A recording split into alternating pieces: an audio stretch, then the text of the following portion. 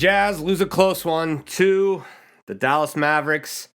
Felt in control through most of the game until Dallas tied and then took the lead, and we couldn't catch back up again. Welcome to the podcast for you listening on Twitter.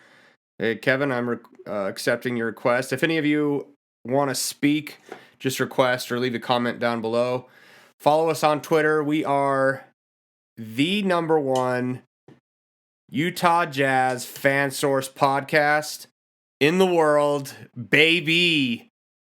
Jazzketball Podcast.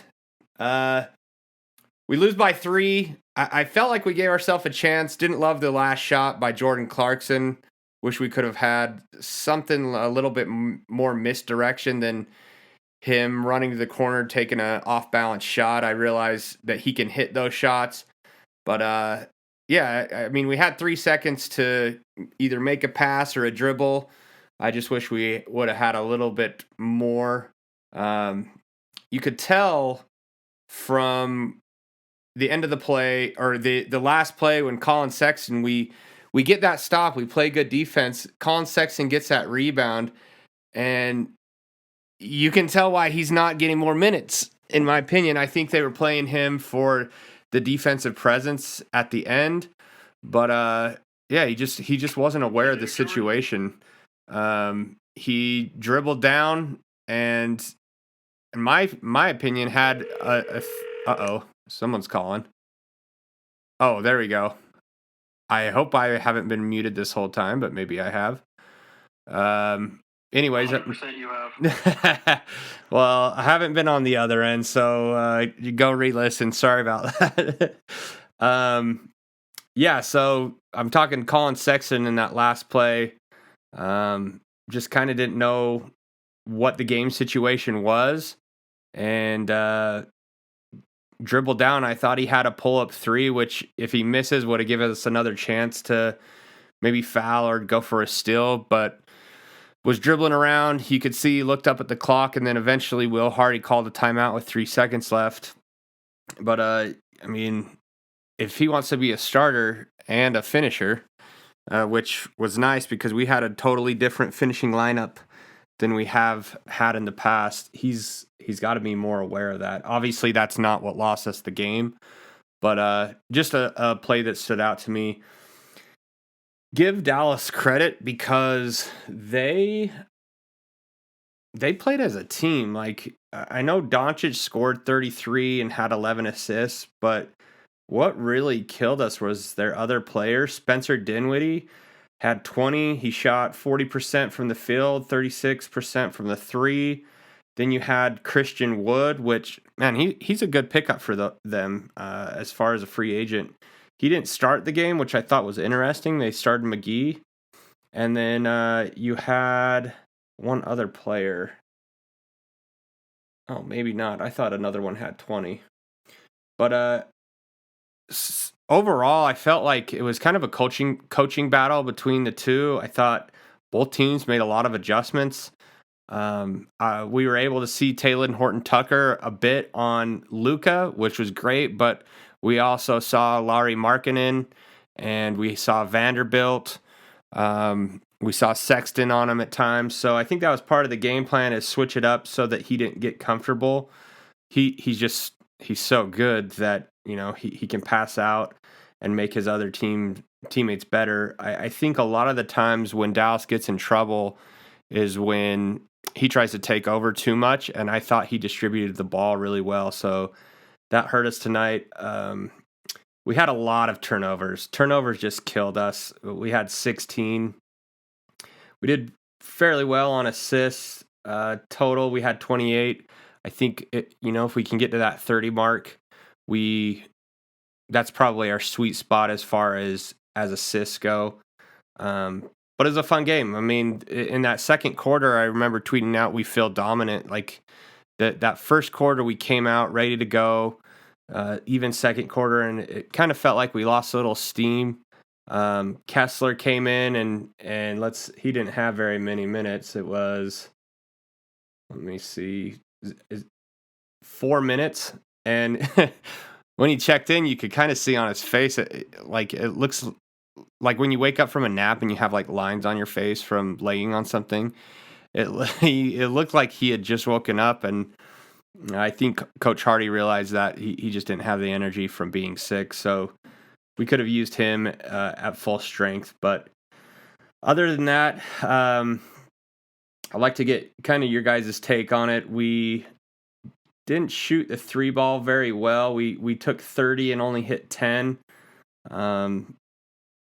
Let's see what they took.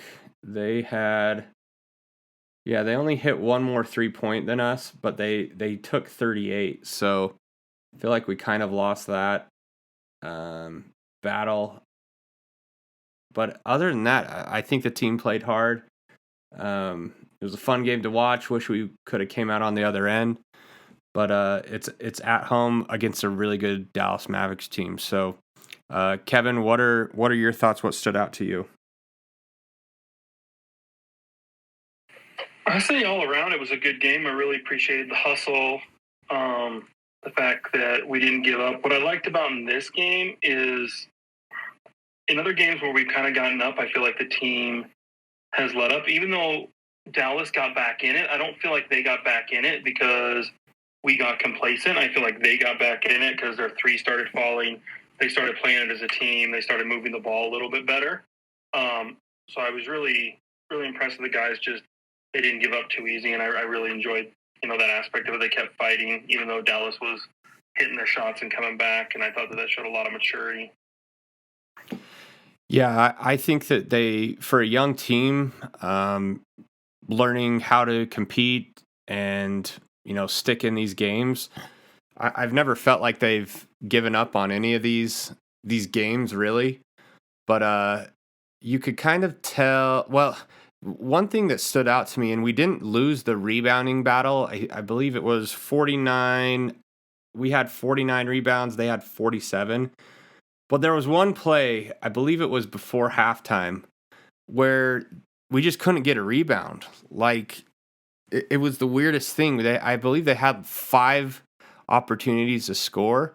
And so maybe had we crashed a little bit harder on the boards or just rebounded and not allowed second chances, I think that would have switched momentum for us and had a few extra points. It definitely wasn't Vanderbilt's best game.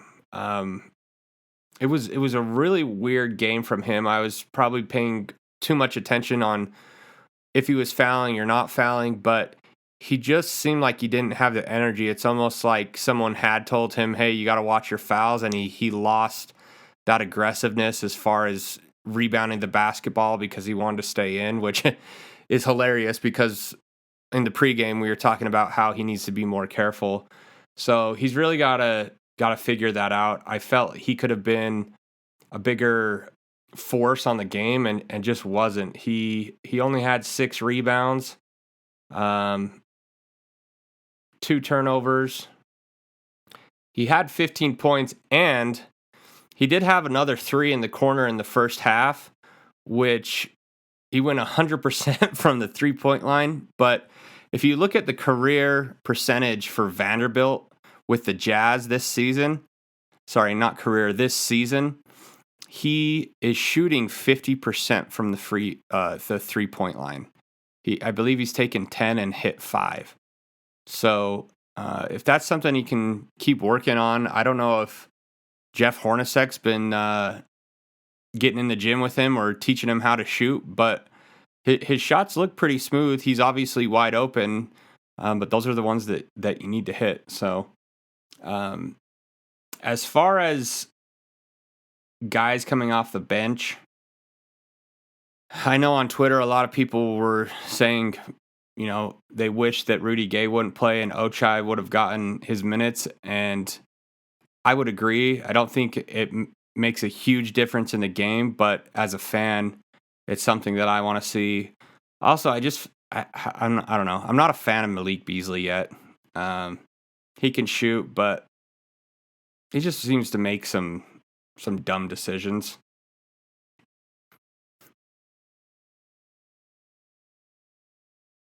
So Lauri Markkanen didn't have a huge game.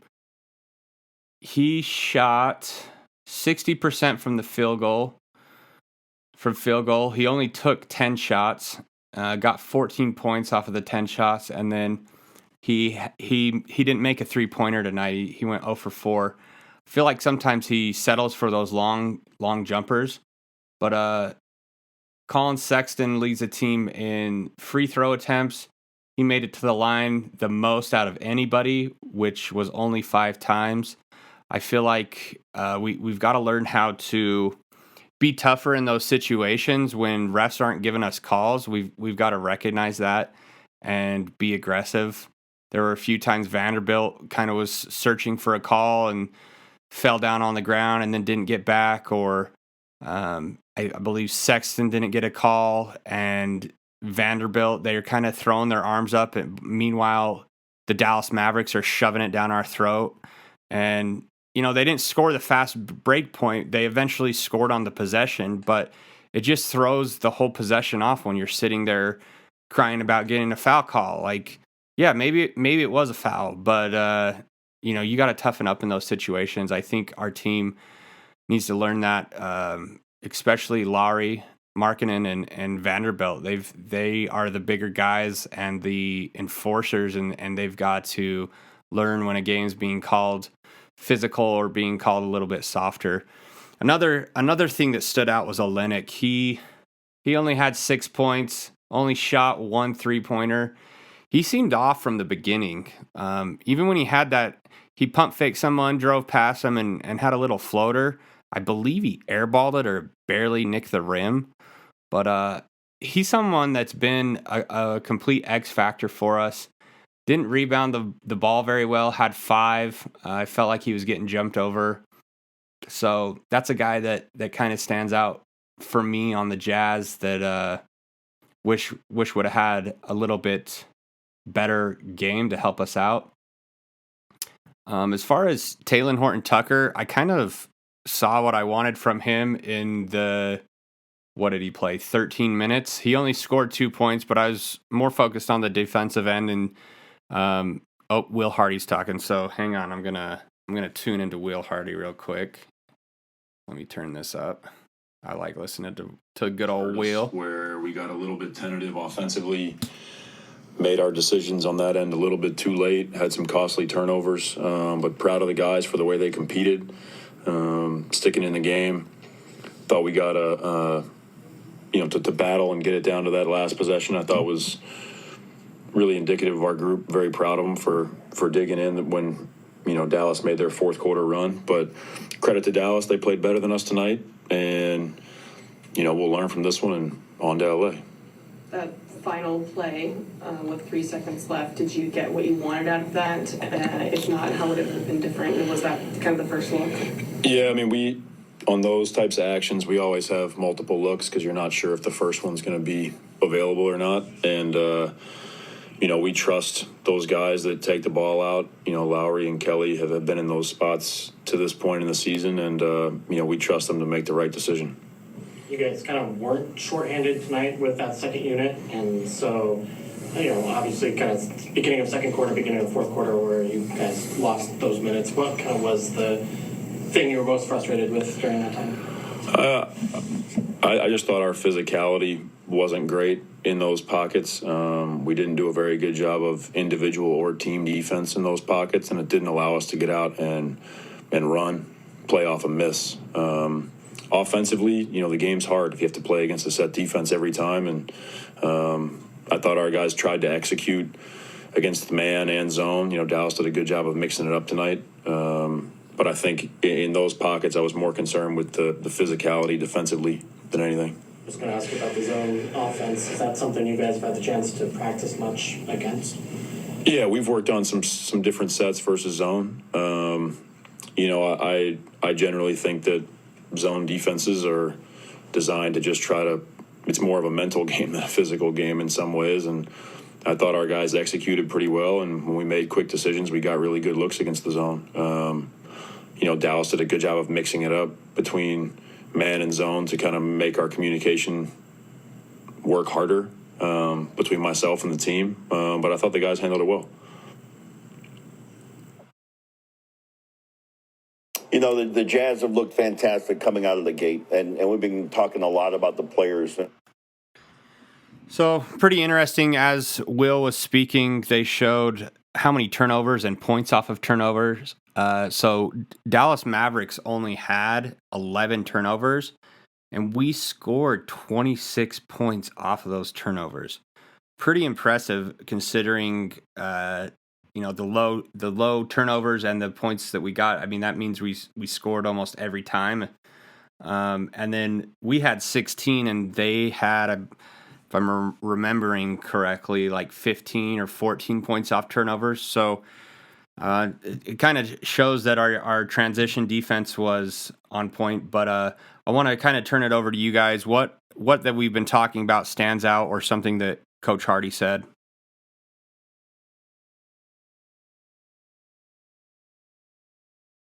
I believe Kevin's the only one that has requested to speak. So if anybody else wants to speak, I'll be more than happy. What? I think I really like how he called out just the lack of team defense in there. Just not really playing to as a team. I like the point that you made about Olynyk. I kind of noticed that in the first quarter. I don't know if he's under the weather like everybody else, but he just kind of looked lost out there. Like he really wasn't sure what was going on. And I do think he's kind of and Will even touched on it. He's one of our linchpin guys. Like, we really need him to take the ball out, to get that ball movement. The offense, the defensive kind of rolls around him, and he just looked lost. So I'm sure it was just an off game, and I'm positive the next game, he'll be back at his old self and back up. It was just, he just seemed a little off. And honestly, what I think is amazing, and Will said it, and I think that he didn't say this, but he alluded to, like, the fact that they were at an opportunity to win it or tie it at the end, considering how we played, was quite honestly baffling to me, because I don't think we played well enough to be within one score of them, but we were, and that's kind of amazing to me. Yeah, I don't think we played well enough to be that close either, but they figured it out and kind of got that close. I think, like you said, the physicality on defense just wasn't there tonight. Dallin, you're on, my man. Hey, I think the ball stuck a lot on offense.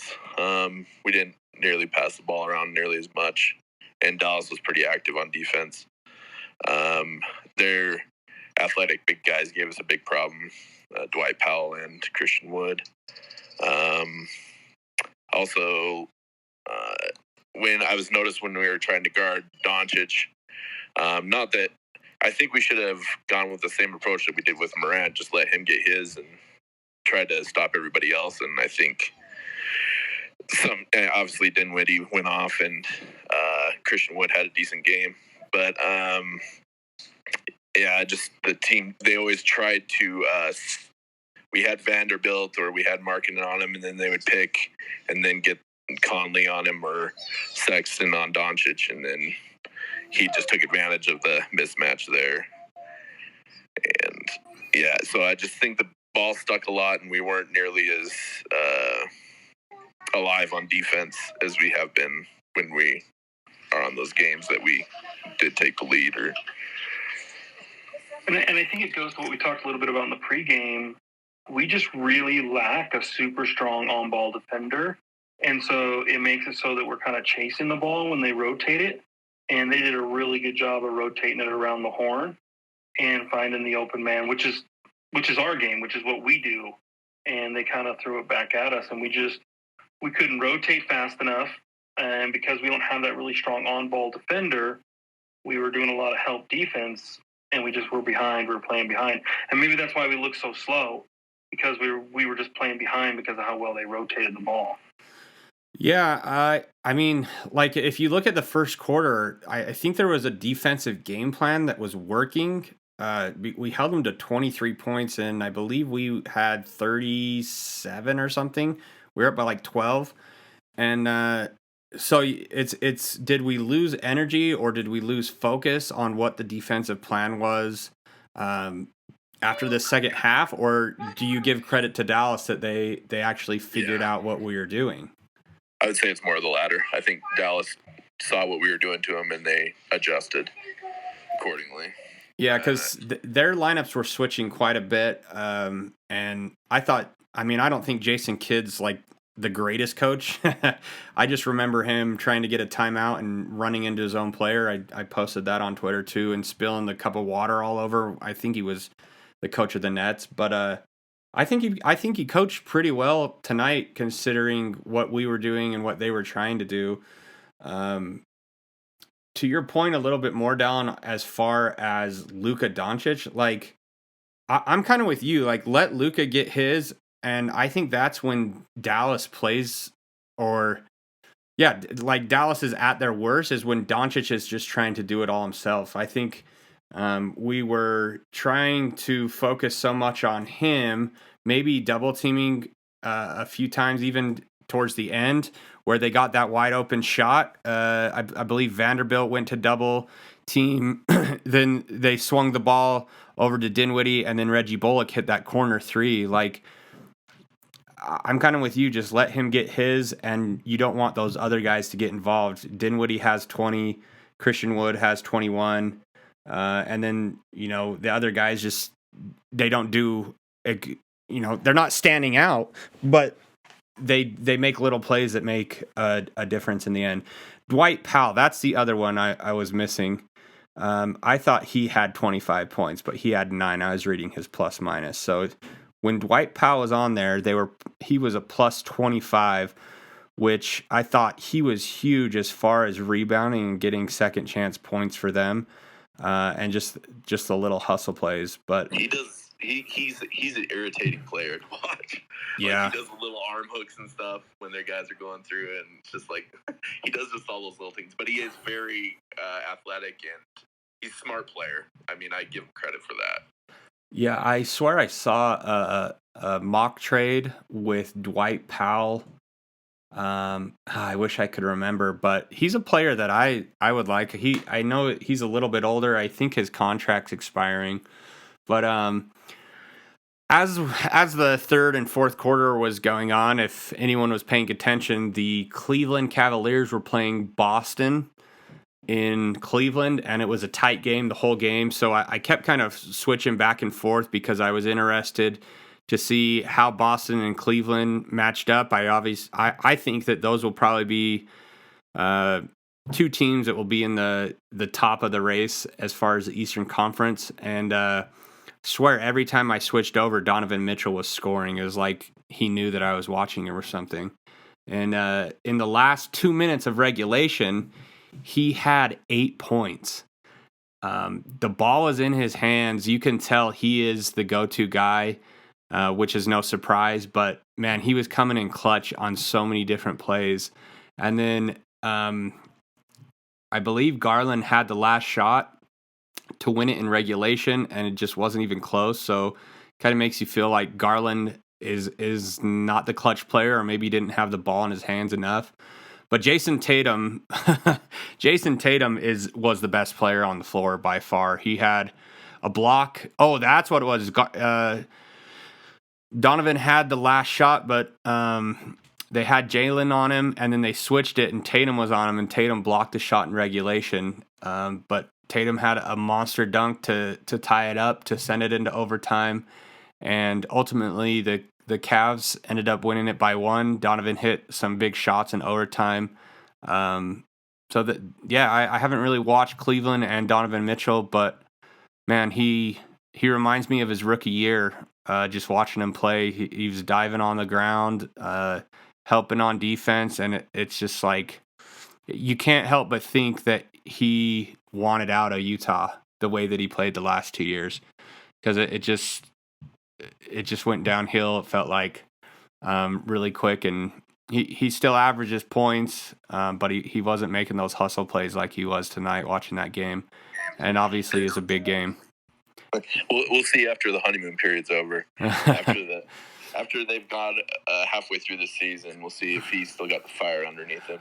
Well, it seems like the honeymoon phase is already over in Minnesota with Rudy Gobert. It feels like Anthony Edwards just isn't too big of a fan of having two big guys. He says, "Yeah, to be able." I never seen the Towns and Gobert thing working really.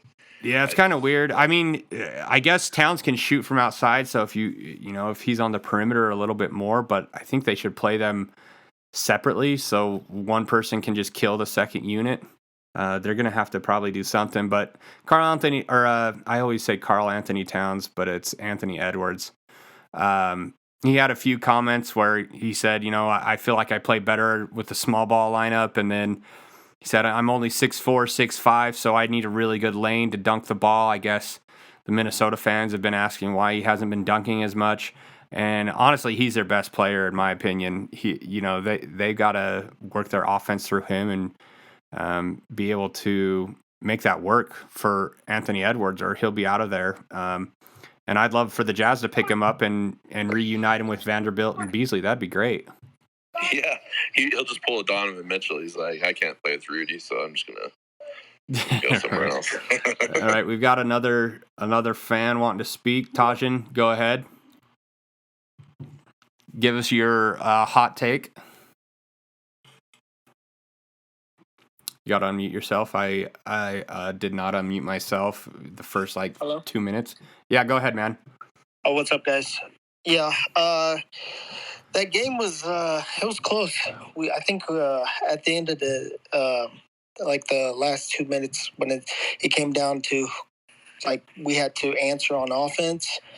I don't know. Sometimes we just don't have the, like Hardy said, we lack the decisiveness in some situations, and I think Clarkson and Sexton did a good job of trying to get buckets and drive through, but we really needed someone else to hit some shots, like a three, or really make an impact play, whether a rebound. We needed to stop, and I feel like our guys just aren't experienced yet.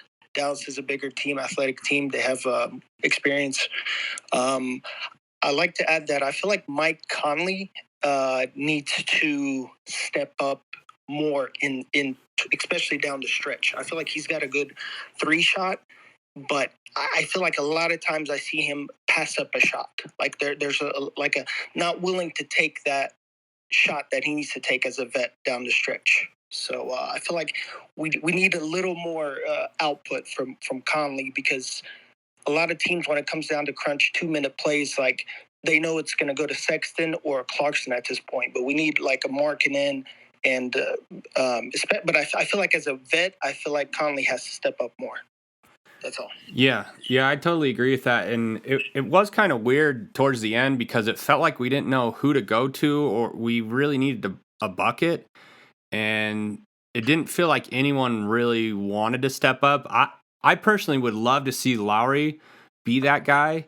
I don't know if I think it goes back to him being physical in the end of the game, and maybe you're tired, but he is a 7-footer that can get his shot off, and I think he needs to be that guy that we go to.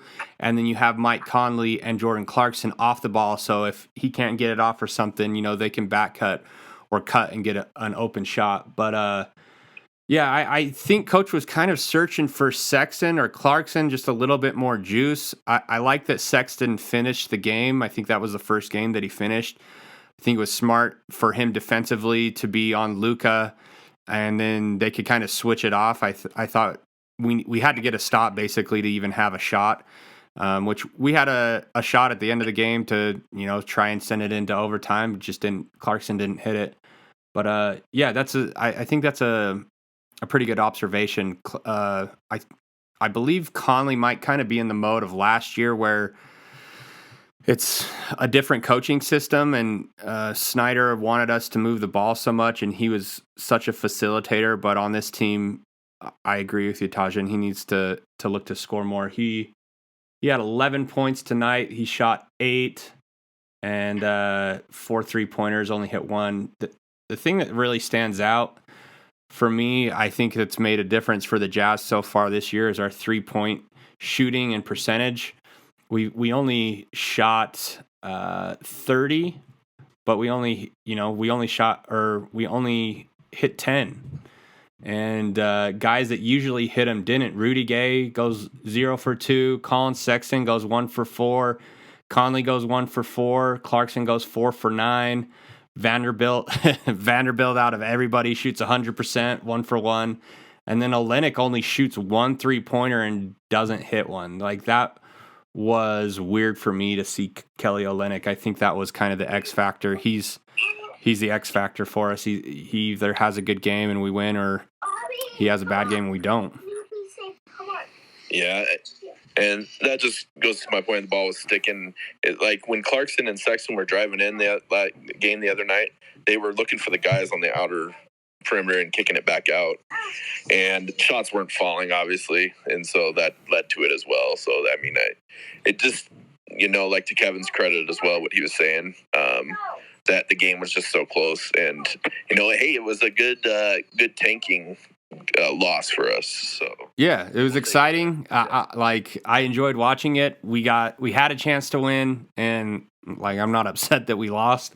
I thought the guys played hard, so yeah, I'm totally with you. Looking around the league tonight, Memphis and Portland are playing right now on ESPN. It's halftime. Memphis is leading 52-45. The Pelicans are playing LA, and they're only up by 1. I can't see the Pelicans losing to the Lakers, but I could be wrong. Philadelphia lost again. What's going on in Philly? Is there a trade for the Jazz? Well, I could see Mike Conley going there with Embiid. They lost again to the Washington Wizards, 121-111. Obviously, we talked about Boston and Cleveland in overtime. Cleveland wins by a point in overtime. Miami beats Sacramento by 3. And then New York Knicks lose again to the Atlanta Hawks, 112-99. What's going through New York Knicks' mind as far as Donovan Mitchell? Because he's playing like an MVP. You've gotta be thinking that Knicks fans are pissed and they should have made that trade happen. Oh, the Knicks fans are pissed, but their front office, they're just blaming Danny. I've seen it they said it was, Danny was hell-bent on making them overpay for tampering, which was a lie, and they didn't tamper and whatnot. And they just blamed Danny. They said he was hell-bent on not giving him Donovan unless they were willing to extremely overpay. So that's kind of what they're thinking. Yeah. From what I've read. I think that's an easy out. Just blame Danny Ainge because he makes such good deals that, why not just blame him? We've got our good friend from the Houston Rockets Chop Shop, Frank. Speak to us, my man. Hey, no, I just wanted to talk hoops. We just lost to the Clippers for the second time in a row. I didn't get to catch the Jazz game tonight.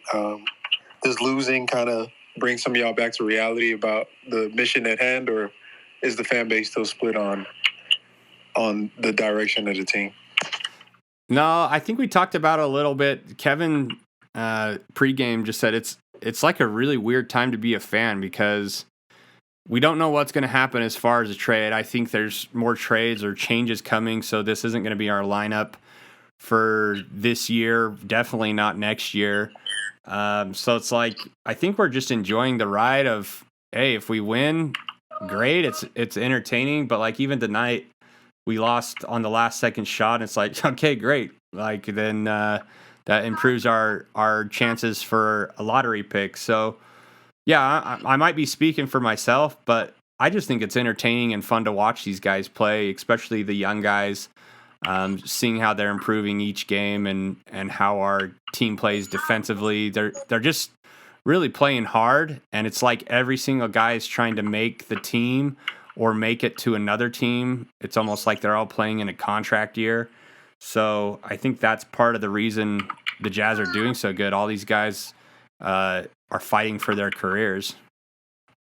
Yeah, what's weird, and we have, we've been in the rebuilds we talked about last time for a couple of years now. If you look at NBA history, there's so many different variations of kind of pivoting your franchise. There are some teams that only need one draft, and some just go from like mediocre to a free agent, which is what we did when we got James Harden. I think where you guys are, where we were like in the no man's land, and we just landed James Harden as a free agent from OKC, and he just took the team over. So looking at y'all's team, I mean, it's more weirder than like a bad team that's really bad, like we were when he left, because you actually have some intriguing young talent on the team, which usually isn't the case.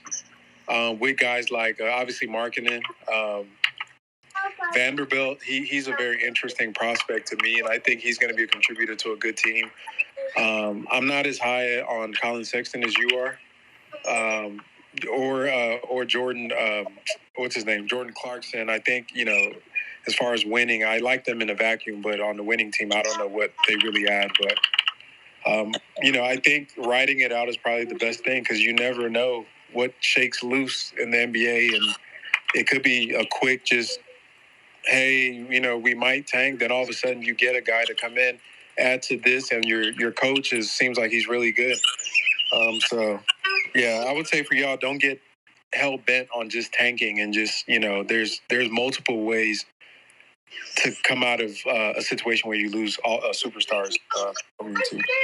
Yeah, and we kind of spoke about that pregame too. It's like, who is there anyone on our team that's untouchable? And we said maybe Lauri, but if the right deal comes along, like if 3 first-round picks comes for Lauri, we'd probably take it. So I don't think we're too hellbent. It's, for me, I've really enjoyed it. It's been nice not having expectations like the last 3 years where we make the playoffs and lose in the first round, and you're depressed for the entire offseason. So yeah, I'm enjoying it. It's refreshing for me. Yeah, I would have. The last 3 seasons, I would have been upset if we would have lost this game tonight. Oh, for sure. Tonight, it was just like, eh. So how did the Clippers look, anyways? They got look them bad. in a couple games. They look bad. I'm not gonna lie. They look bad. Do they have anybody that's like new that we should watch out for? Nah, just Paul George doing Paul George stuff. Yeah. He's playing good. Really looks healthy. John Wall, he doesn't. I mean, I don't know. He looked good to start, but his game, I thought he would be more of a facilitator, but he's kind of going into a lot of like long twos and over dribbling and stuff like that. So I don't know how that's going to work out for them. I bet you guys are happy getting rid of him. No, actually, we like them. We just, I mean, our team just. Honestly, they didn't play him. Played him. Yeah, I wish we would. I didn't get what they were doing there, because we literally don't have a point guard right now. Yeah. So it's just, but yeah, they don't. I don't think they're that. I don't think they're going to be that good. Just out of between health and like, they remind me of like a paper. Like on paper, they look good, but when you look at their team in person, they're kind of old. And our guys were able to run on them. I think y'all would beat them. If y'all play them in a playoff series right now, y'all probably win. Well, we got LA Lakers coming up on Friday, and then I believe it's the Clippers on Sunday. So that's good for us. I always like when the LA teams suck. And I'm not gonna lie, the Lakers look like they're starting to figure it out. They're up 9 on the Pelicans right now. We'll see if they don't crash out in the second half. But Darvingham seemed to have unlocked Russell Westbrook off the bench. Well, he did score like 20 the other game off the bench, so I mean, it makes sense. He's a guy that needs the ball in his hands. Why not let Anthony and LeBron play, and then just bring Russell to feed on the second unit? So maybe they did find it out. They're up now 53-44 on the Pelicans. So I want to go watch this Portland series. I'm a Damian Lillard fan, him being from Weber State. If they're a big surprise, at least to me, in the NBA this year, and it feels like they finally have a team that is working, and I would really like to see Damian Lillard win a championship. I don't know if he's going to be able to do it, though. Love their team. We played them a couple games ago. Their offense is totally revamped from when it was him and CJ there. Yeah. They're running a lot of motions. They're almost running the same offense that Miami runs, with a lot of dribble handoff, playing into the strength of their backcourt with Simons and him. They're going to be I think they're going to be a top 4 seed in the West. And they have so many switchable, versatile wings. Yeah, they're deep. They're deep. They look good. Yeah, I really like that Simons kid. Seems like he's finally coming out. And then they have one other, Josh Hart. I feel like fits in pretty well with them. So he's like leading the NBA in rebounds or something stupid like that. Josh Hart? Like, it's some dumb stat. I forgot what it was, but he gets a lot of rebounds. That's hilarious. Yeah, it kind of feels like the NBA is shifting a little bit as far as eras, especially watching that Cleveland-Boston game. Like, Jason Tatum, man, he is just so good on both sides of the ball.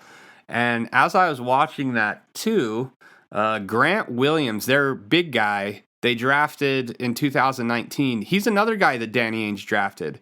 So, like, Danny Ainge has basically built that team into what it is, and makes me excited. I know that when they got rid of Al Horford, things kind of went downhill for a second, and they brought him back. He's a big that is kind of like Jokic. Obviously not as good, but he's able to, make the smart pass and make the right reads and rebound the ball. So, man, they're going to be good too. Milwaukee still, I believe, is the only undefeated team. But I'm ready to go watch this other game. Is there anybody else that wants to chime in? I'm more than happy to let you talk. And don't feel pressure to not talk because I want to go watch this game, because this is what it's about. You're just going to hang up and leave like mid-sentence while I'm talking and just cut me off. I know you are. No, I'm watching a Kia commercial with the alligators in the water. No, I was just going to let's say two things. One, if Conley goes to Philly, remember I called it. Okay, that is interesting to me, because obviously, like, the Lakers, reports are that the Jazz keep getting calls on Clarkson and Malik Beasley, but let's say the Jazz make a deal with Philadelphia. Is there a player on there that you want, or is it just draft picks? Draft picks. Well, but the problem is I looked at it the other day. I don't know how they make a deal work without a third team, and I'm really bad at three-team trades, trying to make those work. Because they would have to send Harris. Is it Harris? Yeah, I know. Tobias Harris? Yeah. To make the money work, they'd have to send Tobias Harris over. And I don't think we want Tobias Harris because he's got 3 more years on his contract and he's getting paid a ridiculous amount of money. Yeah, that doesn't make sense. We don't want Harris. And he's underperformed ever since he went there. Yeah, so I think if a third team gets involved, but gosh, they could use Mike Conley right now. Come on, he was going to be our replacement for Gordon Hayward. Oh, yeah. Oh, I know. I remember that. I remember everybody talking about that when he was in L.A. Everybody was like, oh, we got to sign Tobias Harris. He's going to save our team. I remember all that talk. Little did we know Donovan saved our team. Did you know? All right, well, he wanted to be in L.A. or New York. I mean, yeah. Just give her. Yeah. All right, well, the replay of the Jazz game has officially started, so that means we've been going for a while. I will see you guys again on Friday. It's my birthday, so I'm trying to decide whether I do this or not. I think my wife's making plans, so if I don't show up, you guys can always start your own space. But you'll know. You'll know soon enough. I told her, she's like, what do you want to do for your birthday? I said, I just want to watch the Jazz beat the Lakers and I'll be happy. So are you working? No, my job said, hey, right. I heard we get work off on our birthday, and I was just joking around, and they say, oh, you have to be here for a year. And one of my bosses came over, was like, hey, just take it off, we'll pay you. I was like, sick. So yeah, I'm getting paid on my birthday. I'll hit you up offline. I'll take you to lunch for your birthday if you got time. Okay. All right. Appreciate it, you guys. Go leave comments on wherever you're listening to the podcast. Follow us on Twitter. Oh, that was one thing I meant to mention. We finally hit 500 followers on Twitter and 500 downloads on the podcast. So we are just growing, baby. We're growing like an evergreen tree in the Oregon coast. Rate the podcast wherever you listen to it to. Yep. Leave a comment. I you can even leave a bad comment. Like, I think they're funny, but I'd obviously rather have a good comment and good rating. But if you totally hate the show, I get it. I just hate that Kevin kid. Yeah. Say something nice about Kevin. He's got a really fragile ego. Head. Yeah. No, I don't know. He does have a picture, so I just Yeah, Kevin, you got to get that egghead off of your profile, or I'm gonna ban you from the Twitter Spaces. You need something, just even a jazz player. All right, when I get back from the Caribbean, I'll get it figured out. Okay, yeah, just how about take a picture with you on the beach with your shirt off, and that'll be your picture. I promise you, nobody wants to see that. Yes, we do. We're requesting it right now. You will lose followers, guaranteed. If I put a topless picture of me on my Twitter feed. We want it. I'm gonna get it trending on Twitter. The crowd's demanded. Fine, you get 500 likes and I'll do it. 500 likes. Hell yeah, you hear that, guys? Okay. 500 likes. 500 likes. That's quite a bit considering. That means every person that's following us will have to like the picture. All right. Well, challenge is on. 500 likes. We'll get it. All right. Catch you guys later. Okay. See you guys. See you, Colin. Oh, you just hopped on. Be back east. Oh, Colin, you missed the whole podcast, buddy.